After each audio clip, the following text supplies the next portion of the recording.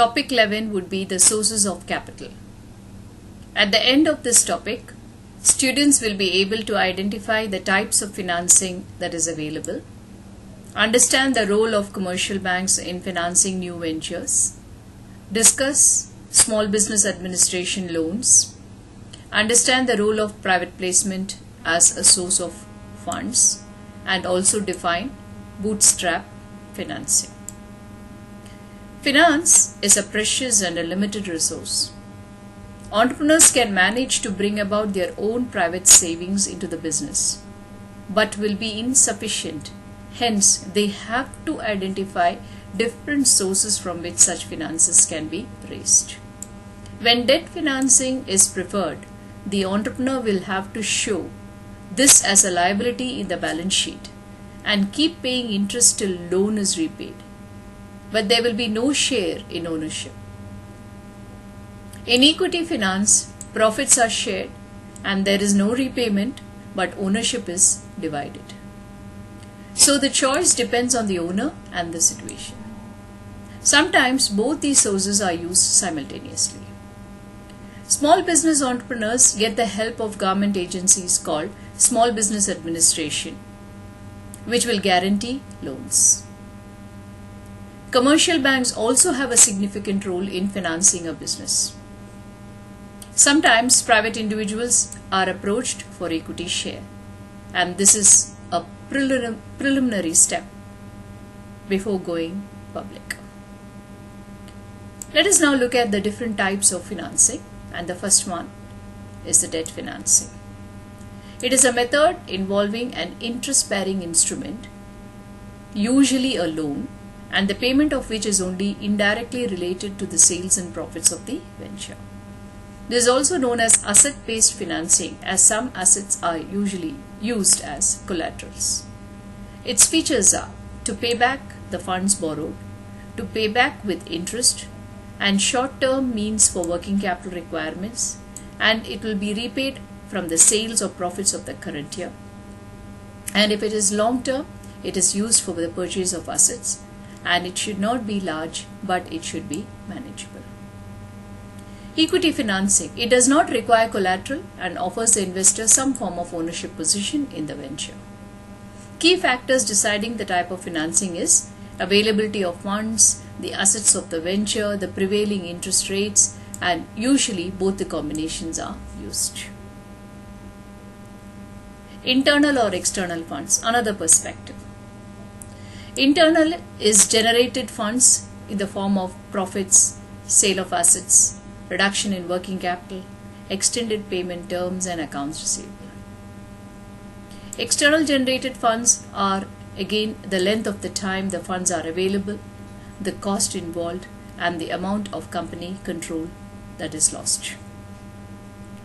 Personal funds. These are the least expensive funds in terms of cost and control, and it is absolutely essential in attracting outside funding, particularly from banks, private investors, and venture capitalists. The level of commitment of an entrepreneur is reflected by the level of personal funds used. Family and friends could be a source. They are most likely to invest due to the relationship with the entrepreneur and the accessibility. Though they may not pose problems related to repayments, the positive and negative points of the venture has to be explained to them and keep this business arrangement strictly business. The investment should come because they feel it is a good business and not because they are obligated to do so. Role of commercial banks in financing new ventures. Commercial banks are debt fund providers. They require some tangible guarantee or collateral in form of business assets like land, equipment, buildings, etc. And sometimes the personal assets like the entrepreneur's house, car, land, stocks or bonds. The different types of bank loans could be any one of the following. The first one is accounts receivable loans. For creditworthy customers, a bank may finance up to 80% of the value of the accounts receivable. When customers such as the government are involved, an entrepreneur can develop a factoring arrangement whereby the factor, that is the bank, actually buys the accounts receivable at a value below the face value of the sale and collects the money directly from the account. In this case, if any one of the receivable is not collectible, the factor the bank, he sustains the loss, not the business. That is, the bad debtors. The cost of factoring are higher than the cost of securing loans. Inventory loans, also given by banks. It's another of the firm's asset that is often a basis of loan, which acts as collateral, particularly when the inventory is liquid and can be sold easily. The finished goods inventory can be financed up to 50% of its value. Equipment loans. Equipments can also be used to secure longer term financing, usually 3 to 10 years. It could be financing the purchase of new equipment, financing used equipment already owned by the company, sale leaseback financing, or lease financing. Up to 50 to 80% of the value of the asset can be normally financed. Real estate loans, which is frequently used in asset-based financing. This mortgage is usually easily obtained to finance a company's land, plant, or another building, usually up to 75% of its value. Cash flow financing is a conventional way of bank lending to companies.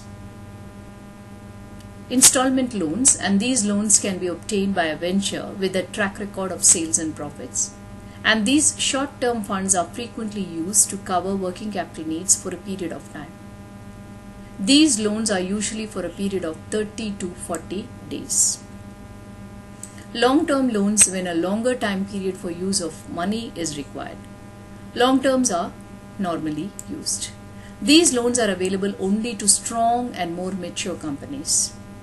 Funds are available up to 10 years, and the debt is usually repaid according to a fixed interest and principal schedule. There are also loans called as character loans.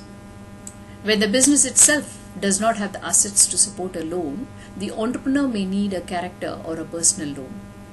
These loans frequently must have the assets of the entrepreneur or other individuals pledged as collateral, or the loan co-signed by another individual. When bank lending decisions are made, there are 5 C's as lending policies: character, capacity, capital, collateral, and conditions. Small Business Administration loans, that is SBA loans. When the entrepreneur is unable to secure a regular commercial bank loan, an alternative is a Small Business Administration guarantee loan. In this loan, the SBA guarantees that 80% of the amount loaned to the entrepreneur's business will be repaid by the SBA if the company cannot make the payment. This procedure is the same as the one used for securing a regular loan, except there are government forms and documentations that are required to be fulfilled.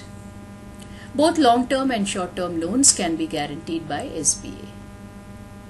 Long-term loans given for land and building is for 15 years period, or for 20 years for new construction.